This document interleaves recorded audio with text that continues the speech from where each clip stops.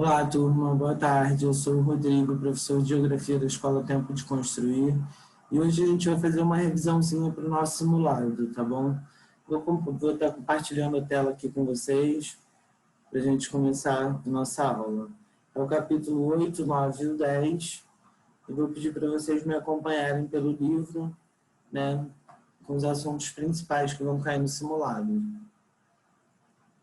Bom, vamos falar um pouquinho sobre o capítulo 8, né? As águas do planeta Terra. Como se distribui essa água, de como a gente encontra a água no planeta Terra, né? De quais estados a gente encontra ela. Pelo gráfico que a gente pode observar e pela imagem, a gente tem mais água, né, do que terra no nosso planeta. Então, a água é o mais importante recurso natural do planeta Terra onde vivemos. A Terra é um planeta que também pode ser denominado planeta azul, uma vez que é coberto 71% da sua superfície de água. Então, a gente pode ver, né, que 70% do planeta é composto de água e 30% é composto de terra. A gente vai falar um pouco do ciclo natural da água e interferência do homem, né? Também a gente comentou no capítulo 8. Então, o ciclo natural da água seria, né, como a gente encontra elas nos rios, nos lagos, e ocorre o processo de evaporação dessa água, né, através do sol, que é uma grande energia. Então, essas águas evaporam, elas se concentram nas nuvens e ocorre a precipitação, né? Ocorre a condensação e a precipitação. Então, esse é o ciclo da água que a gente fala.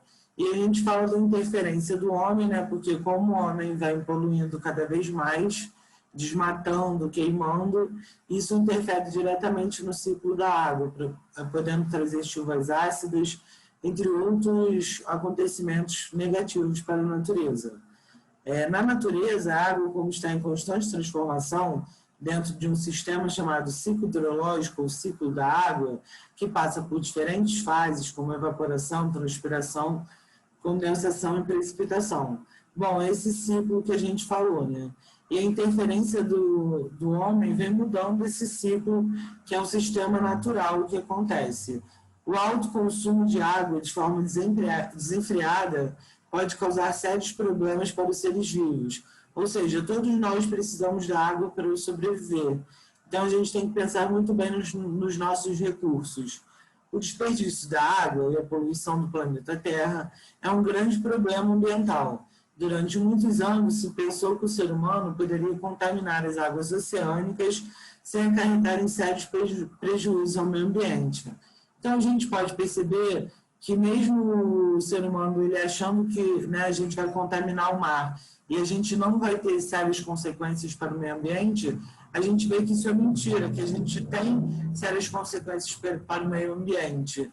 E quando a gente polui o mar, né, essa poluição também vem diretamente dos rios, né, dos lagos, os rios que passam as nossas casas, o esgoto da nossa casa, às vezes, muitas vezes, ele não é tratado para poder chegar no mar.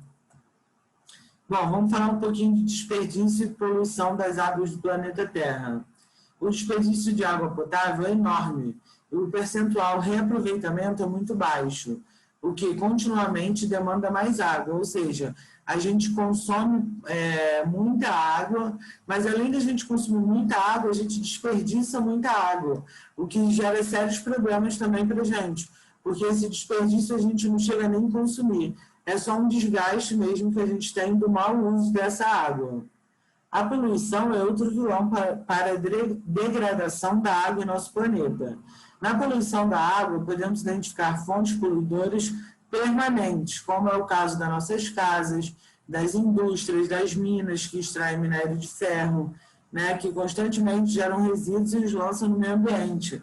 Os lançam nos rios ou nos lençóis freáticos, ou então fontes de poluição mais pontuais, que ocorrem eventualmente como a produção agrícola, né, que é muito grande, e o escoamento da água de chuvas por geleiras. Então, a gente tem a produção agrícola, que é um ponto muito forte que a gente vê esse desperdício de água.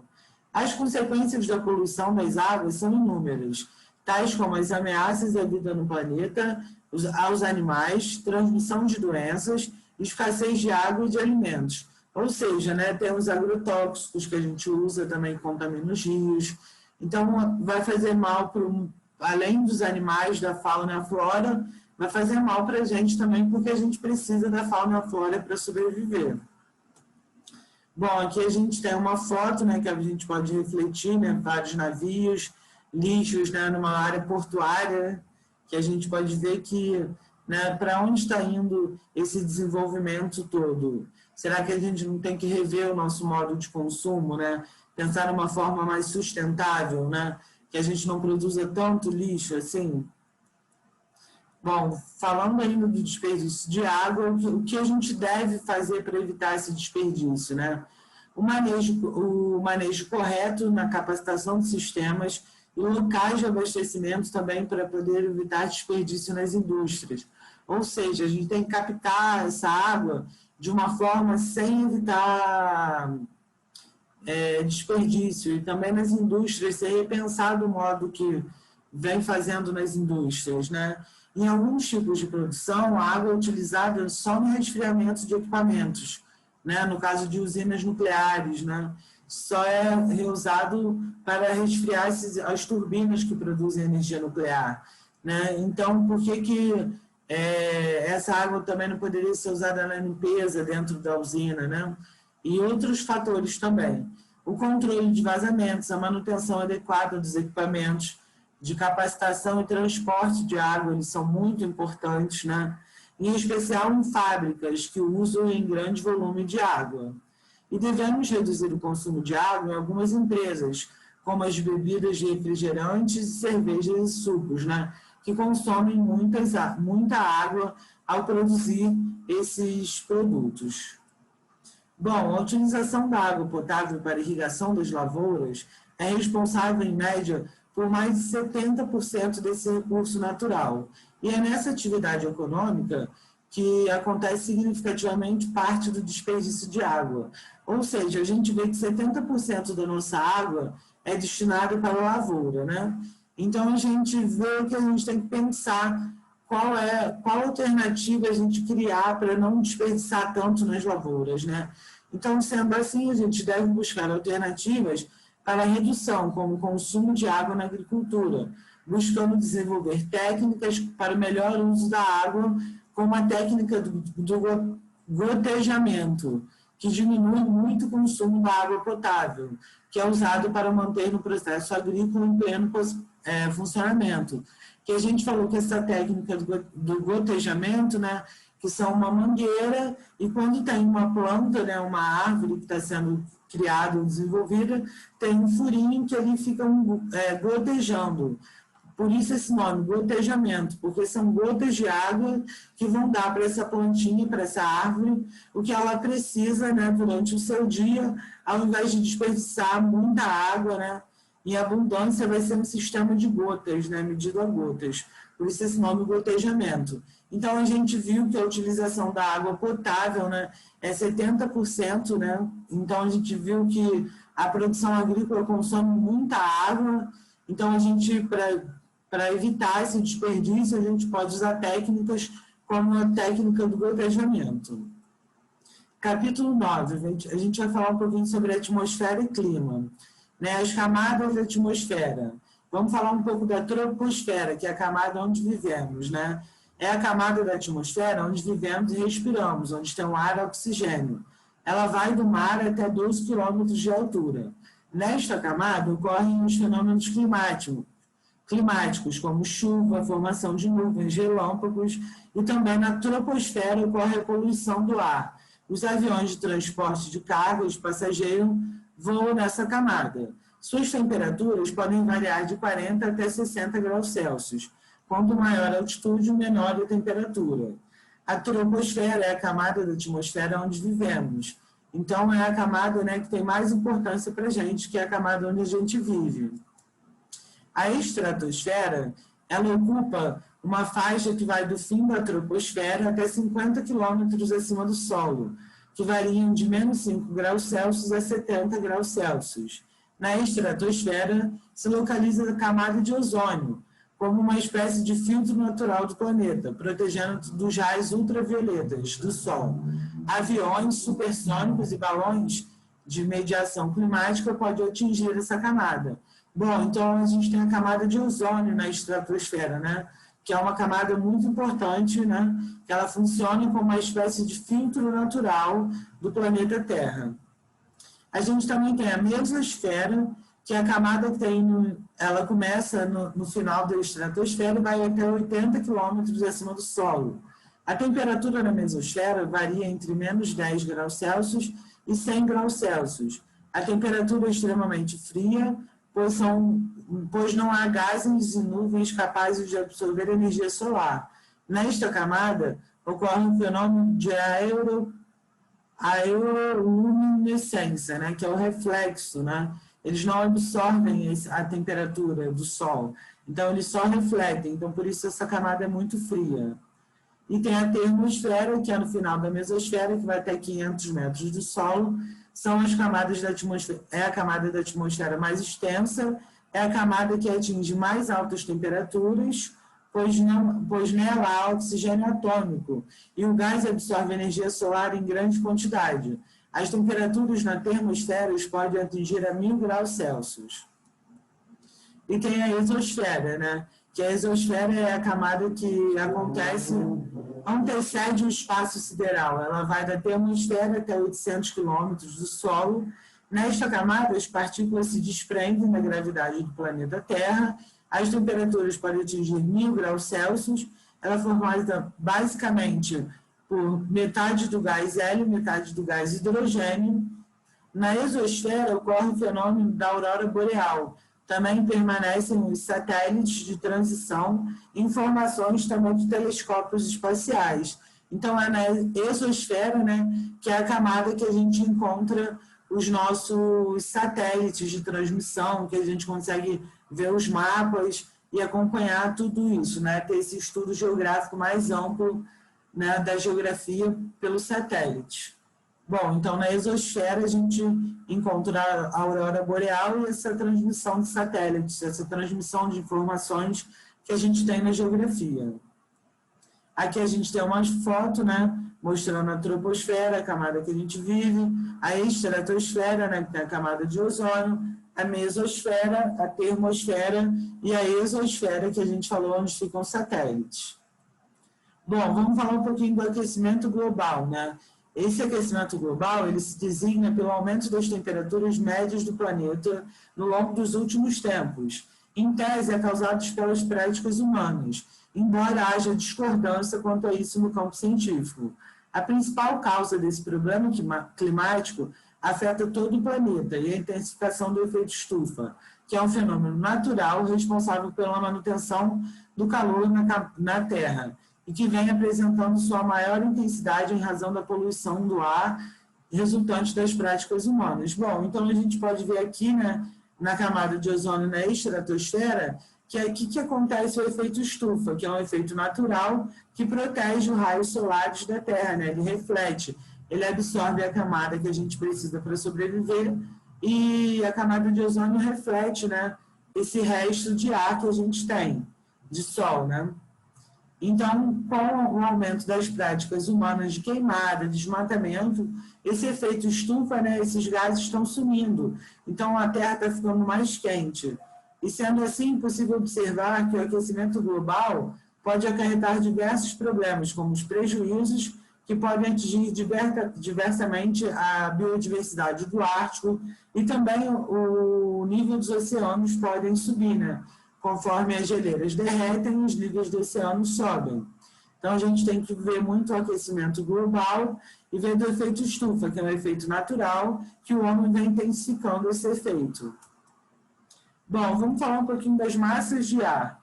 As massas de ar são grandes porções que apresentam condições internas de temperatura, pressão e umidade relativamente homogêneas, né, diferentes, influenciadas pela região onde elas são formadas.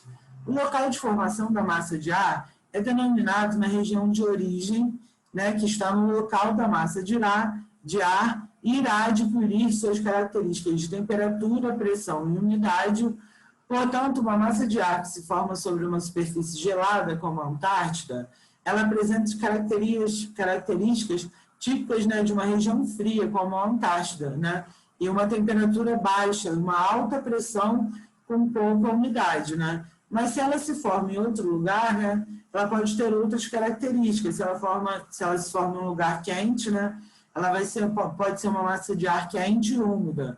Mas como a gente sabe, na Antártida é frio e seco, a gente vê que a temperatura é baixa, uma alta pressão e uma pouca umidade de ar, né, nessa massa de ar que a gente viu até poucas semanas atrás, a gente viu uma baixa temperatura, né, de uma massa de ar que veio da Antártida. E ao se deslocarem, as massas de ar, aos poucos, elas vão perdendo suas características de temperatura, pressão e umidade. Então, ela começa muito fria e aos poucos ela vai perdendo, né, porque é uma troca, um choque de uma massa de ar fria com uma massa de ar quente. Sendo assim, o sentido das altas pressões para as baixas pressões. Então, sempre a massa de ar de alta pressão ela vai ganhar da massa de ar de baixa pressão. As massas de ar são porções do ar atmosférico que adquirem características do local que se originam e se deslocam pela atmosfera, né, que são as camadas da Terra, do planeta Terra, que a gente vem estudando. A diversidade climática mundial e os tipos de clima. Bom, a gente tem que focar, né, no clima equatorial, que a gente estudou bastante, que ele é encontrado nas regiões de baixas latitudes, isto como o próprio nome indica, nas proximidades do paralelo do Equador, né, onde a gente se localiza. É um clima bem específico e possui características únicas. Esta especificidade contribui para que, nesse tipo climático, surja a exuberante floresta equatorial. Vamos para características, né, do clima equatorial.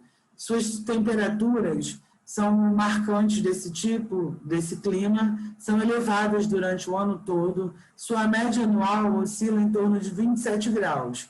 As temperaturas são elevadas em virtude da latitude da região. Na região equatorial, os raios solares incidem de forma perpendicular, o que faz com que as temperaturas se elevem o ano todo. Como a gente viu, né, tá na faixa da linha do Equador, então é um clima característico de quente o ano inteiro, né? Então a gente viu as características do clima equatorial, como ele é composto, né? Em qual região ele é encontrado, né? De baixas latitudes e tem proximidades com o paralelo do Equador. E tem a floresta equatorial nesse clima, né? Como é o nome do clima. Vamos falar um tipo de clima também, o clima polar, que ele ocorre nas extremidades do globo terrestre. Em altas latitudes, né, ou seja, nas regiões do polo, distante da linha do Equador, como a Antártida ao sul e o Canadá, a Groenlândia, a Sibéria, o Alasca e parte da Islândia ao norte. Tem como característica suas baixas temperaturas o ano todo, né, com 10 graus no verão e menos 35 no inverno, tendo ocorrência de precipitação de forma de neve.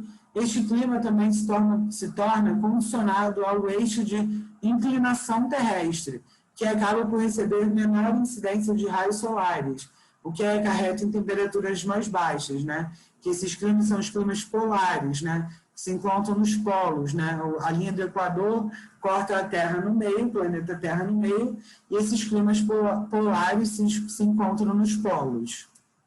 Bom, vamos falar um pouquinho do efeito estufa novamente, né? Que ele é um fenômeno natural que ajuda a manter a Terra aquecida. Entretanto, com a intervenção do homem sobre a natureza, esse fenômeno está aumentando, está deixando o nosso planeta cada vez mais quente, né? Porque o homem está queimando, está desmatando, e esses gases, né, estão acabando. Então, imagina um carro que esteja com as janelas fechadas debaixo do sol. Depois de muito tempo, o interior desse carro vai ficar muito quente, não é mesmo? Isso acontece porque os vidros do carro deixam o calor do sol entrar, mas não deixa o calor sair. No efeito estufa acontece a mesma coisa, né? Os raios solares entram, mas eles não conseguem sair. Eles ficam bloqueados por causa da intervenção do homem, né? Sobre as queimadas, sobre como o homem trata a natureza. Então, a gente viu que o efeito estufa também é muito importante para a nossa provinha e para o nosso simulado. Então, a gente vai falar das grandes paisagens vegetais, para fechar, né? Então, a gente vai falar sobre o manguezal, que é um tipo de vegetação típica alagadiça aqui da nossa região, do Brasil. Na região do litoral do Brasil inteiro a gente encontra, né? Então, o mangue é um tipo de vegetação de regiões alagadiças, denominado de manguezal. É um ecossistema costeiro e demasiado úmido, presente nas zonas tropicais e subtropicais, né, onde a gente vive, desempenha um importante papel na preservação de diversas espécies vegetais e animais, além de auxiliar no desgaste da erosão. Então, o mangue, né, ele é muito importante porque ele fixa no solo das áreas e assim não ocorre tanta erosão, evitando o assoreamento das praias, né? E como a gente viu, o mangue ele é importante para a reprodução da fauna e da flora e também das espécies marinhas, né? Ele é muito importante para a reprodução das espécies marinhas, porque cria uma água salobra que não é tão salgada, então as espécies marinhas acabam procurando essas áreas para se reproduzir. No Brasil, a presença desse ecossistema é em toda a costa litorânea, desde o norte ao sul, sendo o país que possui a maior faixa do manguezal do planeta. São aproximadamente 20 mil quilômetros de extensão. No geral, em outras partes do continente americano, encontramos esses tipos de ecossistema, estando presentes também nos continentes africanos, asiáticos e Oceania. Então, a gente vê a importância do manguezal, né, para a reprodução da biodiversidade marinha, da biota marinha, né, dos animais marinhos. Então, a gente vê a importância que o mangue tem para esse equilíbrio das nossas paisagens vegetais. Então, a gente falou do mangue, né, porque é o exemplo que a gente tem de mais biodiversidade aqui na nossa região das costas das praias e por causa da sua grande importância da reprodução. Bom, gente, a gente terminou por aqui. Espero que essa aula ajude a vocês a estudarem para o simulado, tá bom? Qualquer dúvida é só me procurar. Boa tarde para vocês e boa aulinha a todos.